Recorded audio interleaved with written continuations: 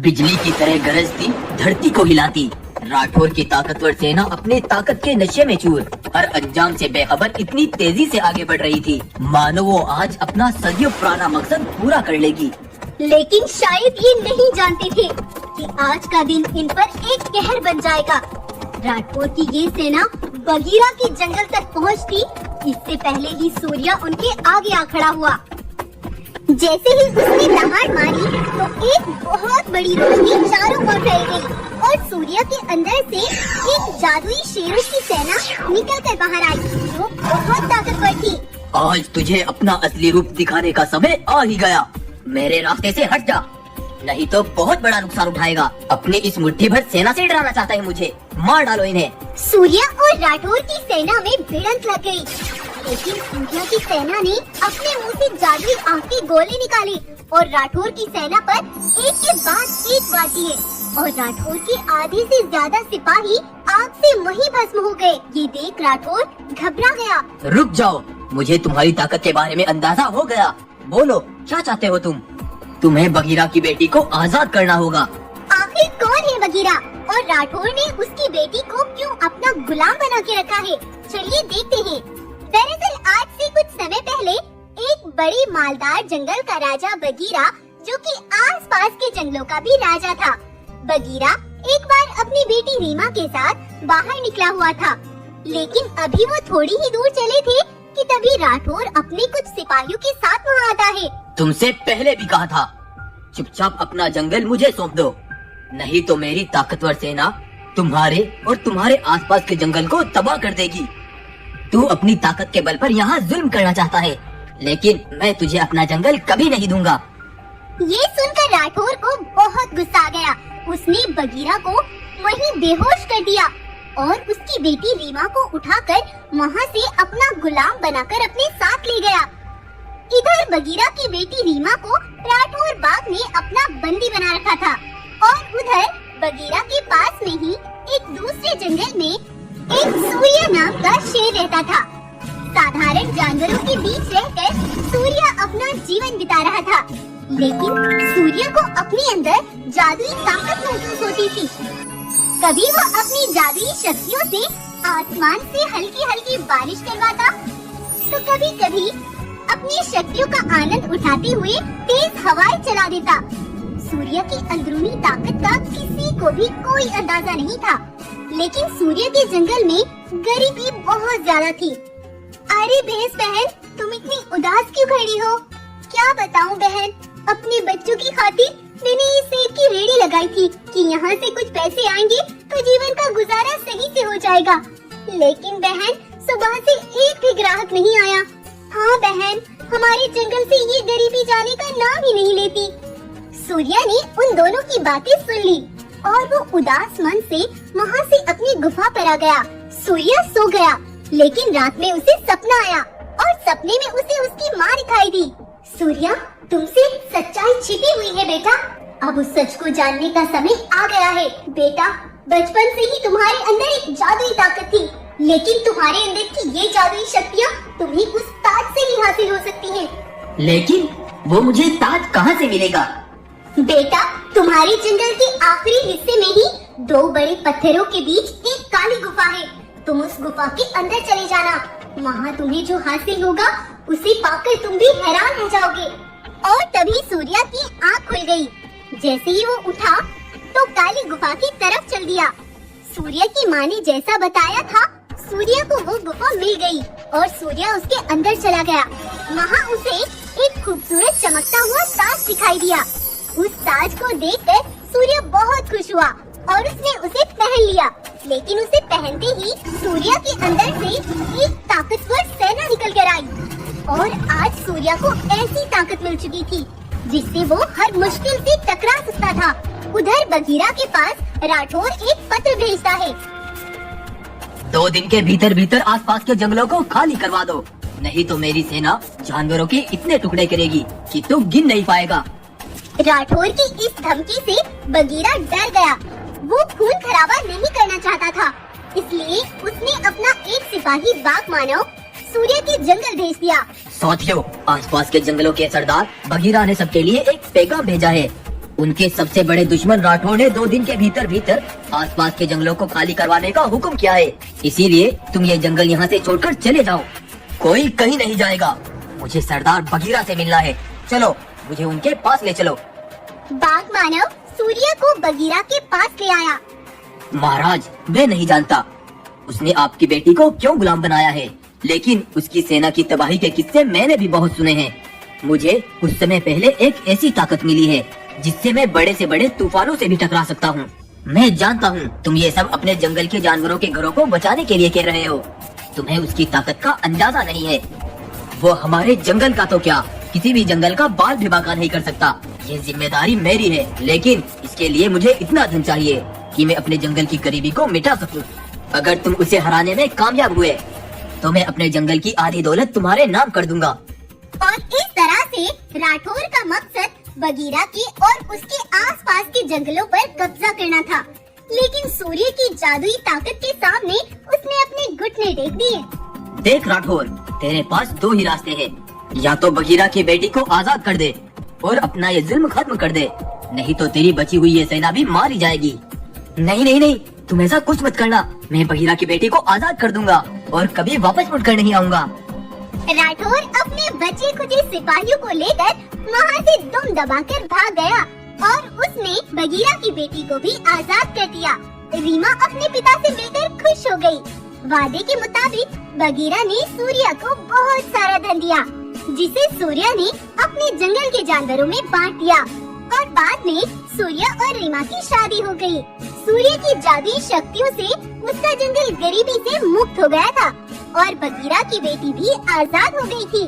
तो आपको ये कहानी कैसी लगी, हमें कमेंट करके जरूर बताएं। कहानी अगर आपको पसंद आई तो लाइक, शेयर और सब्सक्राइब करना ना भूलें। उस दिन 2 बड़े काम हुए। दुश्मन ने पूरा जंगल कब्जा लिया और वो भी पैदा हो गया। चचा जी, हम कब से चले जा रहे हैं? आखिर आप मुझे यहाँ क्या बताने लाए हैं? मैंने तुम्हें पाला सिर्फ बदले के लिए। अब मैं जो तुम्हें बताने वाला हूँ उसे ध्यान से सुनना। जंगल का राजा बगीरा, जो अपने जंगल को यहाँ से यहाँ तक ले आया, आज उसकी प्रजा उससे बड़ी खुश थी। बगीरा ने जहाँ कभी मेहनत करके 10-10 रुपए कमाने शुरू किए थे, आज उसके यहाँ पैसों और माल से भरे ट्रक आने लगे थे। बगीरा को हर खुशी मिल गई थी। कमी थी तो सिर्फ उसके यहाँ एक वारिस की। एक बार बगीरा दूर कहीं एक काम के सिलसिले में निकल गया। उधर दुश्मन को उसके जाने की खबर मिल गई। वक्त आ गया है उसकी हर चीज पर कब्जा करने का।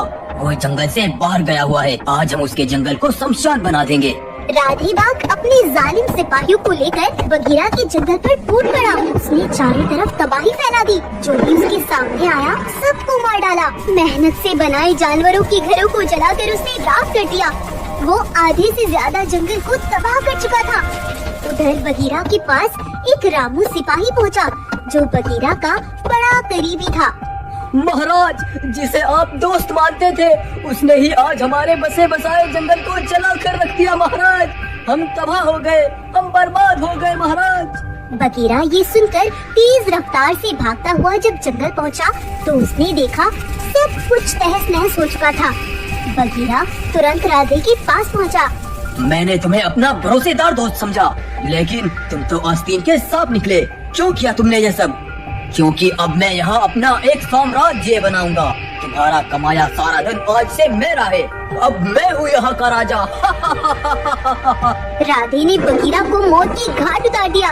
उधर रामू सिपाही बगीरा की पत्नी के पास पहुँचा, जिसने अभी अभी एक बच्चे को जन्म दिया था। रामू सिपाही, उसने सब कुछ खत्म कर दिया। वो यहाँ तक भी पहुँचता ही होगा। तुम अभी मेरे बेटे को यहाँ से ले चलो। ले जाओ इसको रामू, बचा लो मेरे बेटे को।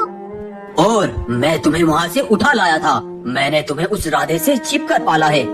और मेरी माँ के साथ क्या हुआ? उस राधे बाघ ने तुम्हारी माँ को एक कैद खाने में डलवा दिया था, और वो आज भी तुम्हारा इंतजार करती है कि तुम उस जालिम से अपना बदला लेने जरूर आओगे। अपनी माँ और जंगल को आजाद कराने के लिए मुझे जंगल में अंदर जाकर वहाँ का जायजा लेना होगा।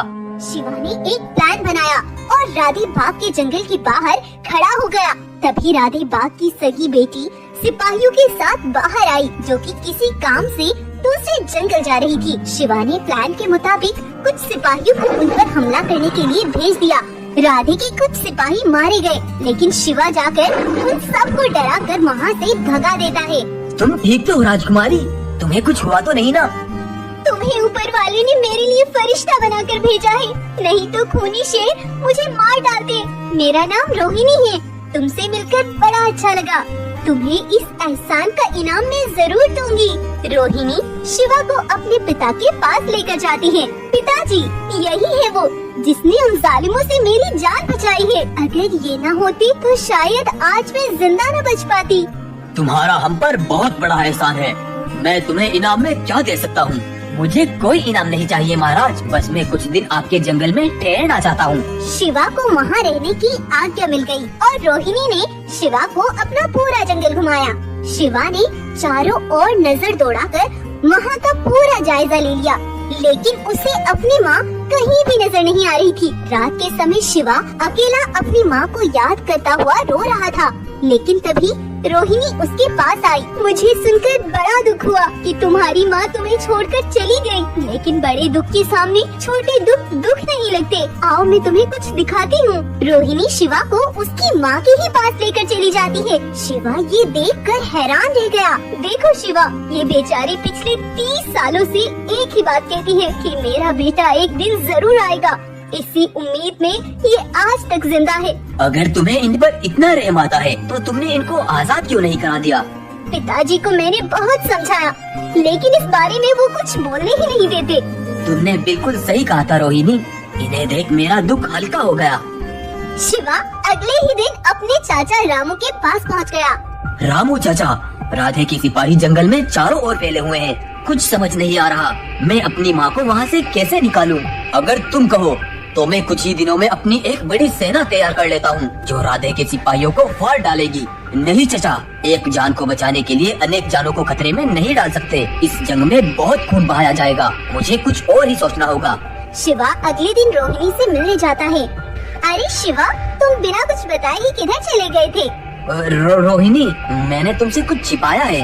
मतलब मैं कुछ समझी नहीं। मैंने तुमसे झूठ बोला था कि मेरी माँ मर चुकी है। आज से 30 साल पहले तुम्हारे पिता ने हमारा पूरा जंगल बर्बाद कर दिया था। मेरे पिताजी को मार डाला और जो आज भी तुम्हारी कैद में है वो ही मेरी माँ है। मेरी माँ के सिवा अब मेरा इस दुनिया में कोई नहीं है। अगर तुम मुझे अपना दुश्मन समझती हो तो मार डालो मुझे, और अगर तुम में दया है तो कर दो मेरी माँ को आजाद। अगर कोई और होता तो शायद मैं उसको मार डालती, लेकिन मुझ पर भी तुम्हारा एक बहुत बड़ा एहसान है। मैं तुम्हारी मदद जरूर करूँगी। रोहिणी ने शिवा की माँ को आजाद कर दिया और उन दोनों को चुपके से वहाँ से भगा दिया। शिवा अपनी माँ को लेकर चचा रामू के पास पहुँच गया। देखो महारानी, तुम्हारा बहादुर बेटा आज तुम्हें आजाद करा लाया। इसने अपना वादा पूरा किया। लेकिन उधर राधे ने सभी सिपाहियों के सामने रोहिणी को कैद कर दिया। इसने मेरे दुश्मन का साथ दिया है, ये एक गद्दार है, इसको सजाए मौत मिलेगी। ये खबर किसी तरह शिवा तक भी चली गई। रुक जाओ शिवा, तुम्हें वहाँ नहीं जाना चाहिए। जाने दो उसको, वो रुकेगा नहीं। तुम मेरे साथ आओ। शिवा भागता हुआ जंगल पहुँचा, लेकिन सिपाहियों ने पिंजरा फेंक कर उसे भी कैद कर लिया। आओ आओ शिवा, वफादारी दिखाने आए हो, लेकिन गलती कर दी तुमने यहाँ आकर। कल सुबह इन दोनों को लटका देना सूली पर। तभी वहाँ पर भागता हुआ सिपाही एक खत लेकर आता है। राधे, अगर तूने उन दोनों को थोड़ा भी नुकसान पहुँचाया तो मैं तेरा सारा धन जलाकर राख कर दूंगी। ये पढ़ते ही राधे अपने सिपाहियों को लेकर सीधा अपने माल से भरी गुफा पर पहुँचा। तुम्हारी इस माल से भरी गुफा के चारों ओर मैंने पेट्रोल डाला हुआ है।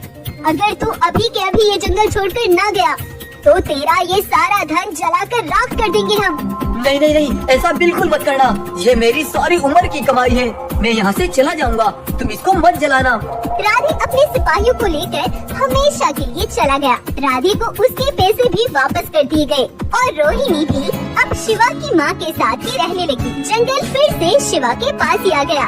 तो ये कहानी आपको कैसी लगी हमें कमेंट करके जरूर बताएं। कहानी पसंद आई है तो लाइक, शेयर और सब्सक्राइब करना ना भूलें। Thank you.